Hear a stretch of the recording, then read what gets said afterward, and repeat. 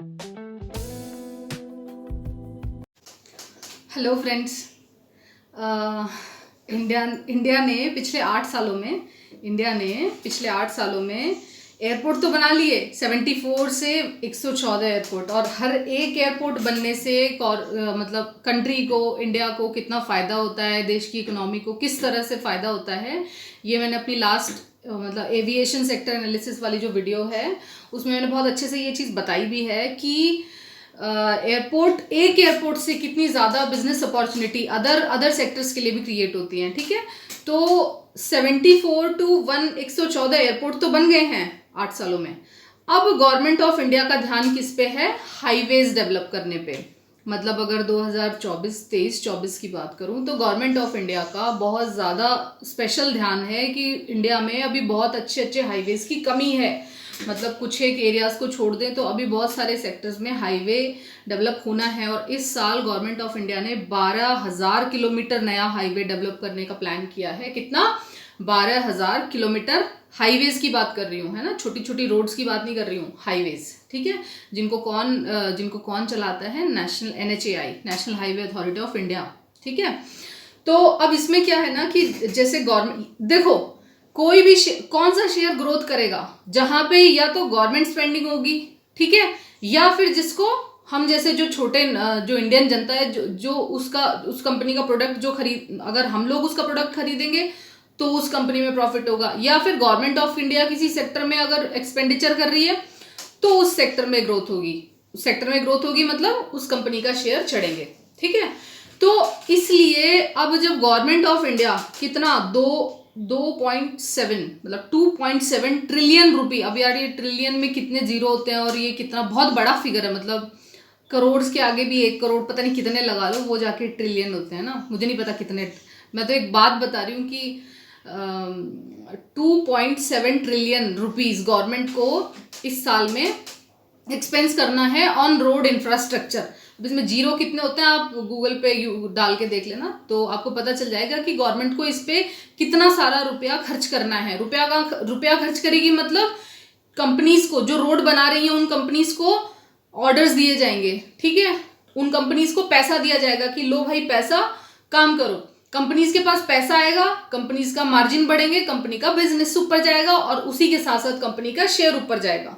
ठीक है, तो सीधा सा हिसाब है कि कंपनी को काम मिलेगा तो कंपनी का शेयर भी, जैसे जैसे काम मिलता जाएगा वैसे वैसे शेयर ऊपर जाता जाएगा। सीधा सा गणित है, और कोई लंबी चौड़ी बात नहीं है। तो गवर्नमेंट को करने हैं 2.7 ट्रिलियन रुपी एक्सपेंसेस, और ये 2.7 ट्रिलियन रुपीज आएंगे रोड इंफ्रास्ट्रक्चर बनाने वाली कंपनीज के पास। ठीक है, 2 चीजें क्लियर हो गई।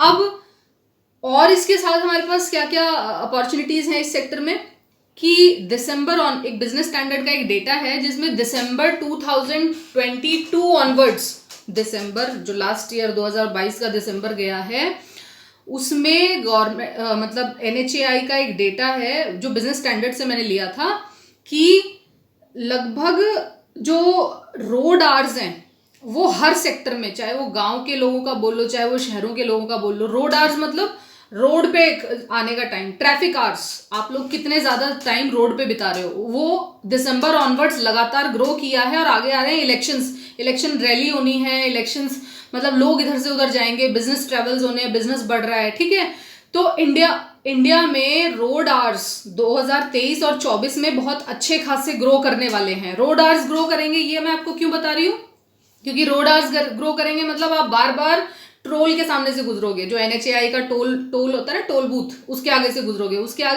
तो RFID आपका पैसा काटेगा। वो पैसा कहाँ जाएगा? NHAI के पास। NHAI उस पैसे से क्या करेगा?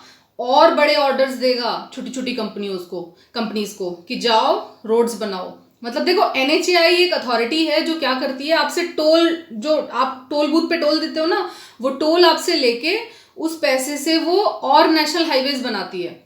तो दिसंबर ऑनवर्ड्स तक ही अगर मैं बात करूं, मतलब ट्रैफिक बढ़ रहा है, लोग आ रहे जा रहे हैं, तो टोल कलेक्शन और बढ़ता जा रहा है। ठीक है, और आगे भी 2024 इलेक्शन है तो वो टोल कलेक्शन बढ़ना ही बढ़ना है। तो ऐसे में, और एट प्रेजेंट NHAI के पास 1 लाख करोड़ रुपए, इसको प्रॉपर पेन पेपर लिख के, पहले तो 1 लाख लिखना, उसको मल्टीप्लाई करना 1 करोड़ से, तो देखना कितने जीरो आते हैं। तो इतना सारा पैसा NHAI के पास में इस वक्त कैश अवेलेबल है, ठीक है। तो अब पहली बात तो इतने सारे कैश का उसको हाईवेज बनाने हैं, फिर गवर्नमेंट भी 2.7 ट्रिलियन रुपी उसको इस साल हाईवे और नेशनल हाईवे बनाने के लिए देने वाली है, ठीक है। तो आप सोचो जो रोड बना रही है उन कंपनी के लिए कितनी बड़ी अपॉर्चुनिटी है, मतलब उन कंपनीज को कितना काम मिलने वाला है। और उनके प्रॉफिट मार्जिन के लिए दो चीजें और हैं कि ये तो स्पेंडिंग तो होएगी, और जो इसमें कंक्रीट लगता है, सीमेंट लगता है, स्टील, एल्युमिनियम, जो भी रोड बनाने में जो भी सामान लगता है, वो सारा इंटरनेशनल डिमांड कम होने की वजह से वो सारे चीजों के रेट गिरे हुए हैं। इधर तो देखो कंपनी का रॉ मटेरियल का कॉस्ट कम है, और उधर कंपनी को बड़े बड़े ऑर्डर्स मिल रहे हैं, कंपनी को ज्यादा काम मिल रहा है। तो आप मार्जिन देख रहे हो, कंपनी का प्रॉफिट, मतलब जो पैसा वो खर्च कर रही है और जो पैसा उसे मिलेगा उसमें मार्जिन बढ़ रहा है, मतलब ये कंपनी का प्रॉफिट बढ़ रहा है। तो जितनी भी रोड कंस्ट्रक्शन कंपनीज हैं उनके प्रॉफिट्स बढ़ेंगे, ठीक है। तो ये सारी अपॉर्चुनिटी हो गई रोड कंस्ट्रक्शन कंपनीज के लिए। अच्छा, अब एक बात कर लेते हैं कि गवर्नमेंट ने इस साल, मतलब उसको लगता है कि इंडिया को और ग्रोथ करनी है, इंडिया को और गाड़ियां चलानी है। गाड़ियां तो बिकेंगी, गाड़ियां तो नो डाउट बिकेंगी। 5-6 साल से लोगों ने गाड़ियां नहीं खरीदी, अब जब वो गाड़ियां खरीदेंगे तो वो चलाएंगे भी, वो लॉन्ग ड्राइव पे भी जाएंगे, वो घूमने फिरने भी जाएंगे, वो काम से भी जाएंगे, वो बिजनेस ट्रिप भी करेंगे, ठीक है। तो ऐसे में क्या होगा ना कि जो वो बार बार टोल भी देंगे, फिर तो NHAI का कलेक्शन बढ़ेगा, इलेक्शन है, NHAI का कलेक्शन बढ़ेगा। तो ये सारी चीजें हो गई। कंपनीज की बात कर लेते हैं कि कौन कौन सी कंपनीज हैं जिनमें मुझे मौके दिखाई देते हैं, और क्यों दिखाई देते हैं वो रीजन बता दूंगी। कि स्ट्रॉन्ग ऑर्डर बुक है, मतलब गवर्नमेंट ऑफ इंडिया और NHAI की एक ही तरफ से ऑर्डर्स मिल रहे हैं, ठीक है, काम करने के। कंपनी काम करेगी, कंपनी का प्रॉफिट होगा, कंपनी का शेयर बढ़ेगा, तो इसलिए इन कंपनीज के शेयर अच्छे जाने की उम्मीद है। अच्छा, लास्ट 1 मंथ में अगर किसी भी रोड इंफ्रास्ट्रक्चर में जितनी भी कंपनीज हैं उनके शेयर आप देख लीजिए, बहुत अच्छे से ग्रो किए हैं। मतलब कि जितनी भी रोड इंफ्रास्ट्रक्चर कंपनी है, अगर निफ्टी देखें तो वो तो नेगेटिव में बढ़ा है, नेगेटिव में है, या फिर वही झूले खा रहा है, 17,000 से लेके 17,600 के बीच में ऊपर नीचे ये चल रहा है।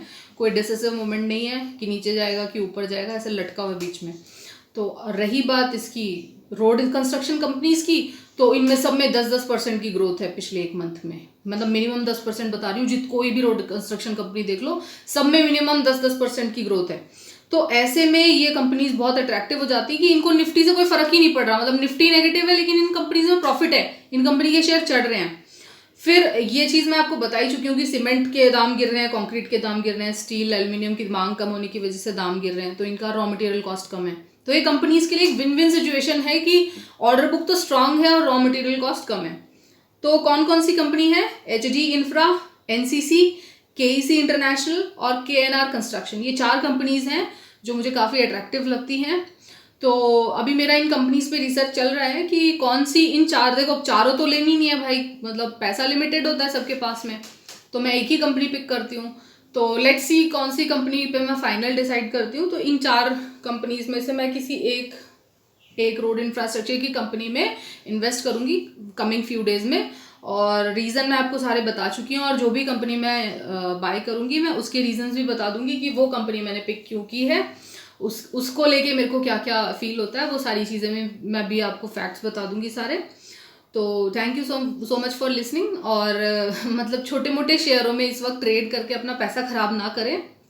इंडिया में अभी बहुत इन्वेस्टमेंट अपॉर्चुनिटी है, बहुत ग्रोथ अपॉर्चुनिटी है, तो be the part of India's growth history, ना कि इंडियाज स्कैम हिस्ट्री। और छोटे मोटे ट्रेड्स करके अपना पैसा खराब ना करें और अपना टाइम खराब ना करें, ठीक है।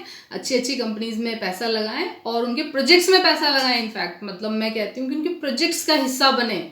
जैसे ही वो प्रोजेक्ट कंप्लीट होगा, अब कोई भी कंपनी, उसका प्रोजेक्ट कंप्लीट होने में 7-8-10 महीने तो लगते हैं ना, तो बस उतना ही सोच लिया करो कि वो पैसा आपको 7-8-10 महीने उस कंपनी के साथ रखना है। जैसे ही उस कंपनी को प्रॉफिट होगा, उसका शेयर अपने आप ऊपर चढ़ेगा और आपको अपना प्रॉफिट अपने आप मिल जाएगा, ठीक है। तो चिंता मत किया करो, किसी अच्छी कंपनी में इन्वेस्टेड हो तो इन्वेस्टेड रहो, ठीक है। वो आपको टाइमली आपका हिस्सा आपको किसी ना किसी फॉर्म में जरूर दे देगी, चाहे वो बायबैक करे, चाहे वो डिविडेंड दे, चाहे वो शेयर प्राइस राइज दे। बहुत तरीके होते हैं कंपनी आपको प्रॉफिट कराती है, मतलब 4 से 5 बड़े बड़े तरीके हैं। मैं एक दिन आपको डिटेल में समझाऊंगी कि कंपनी अपने शेयर होल्डर्स को किस किस तरह से प्रॉफिट करती है, कि किस तरह